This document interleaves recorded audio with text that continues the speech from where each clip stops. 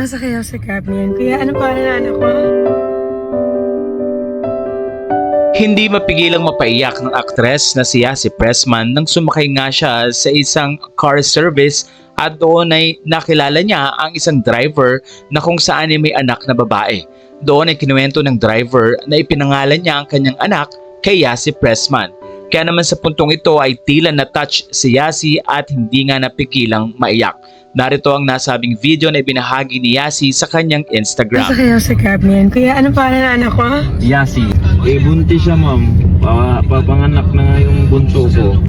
Yasi Pressman. Kuya, swerte ko naman ay kayo nag-drive. Naiyak naman ako. Yan, ma'am, si Yasi. Oh, Opo, ma'am. ang cute! Hi, baby Yasi, tsaka ate girly. Thank you po sa pagpapangalan. Kuya, salamat po. Thank you, Kuya John. Thank you, ma'am. Ingat kayo. Bye, Kuya! Yay! Kasi naman, kinilig naman ako dun. Bye! Ayon sa mga fans, nakakatuwa na sobrang na-appreciate ni Yasi ang ginawa na ito ni Kuya Driver. Narito ang kwento ni Yasi. Commuter mode yesterday and what are the odds that I met Kuya Josh, my driver yesterday, who named his daughter after me.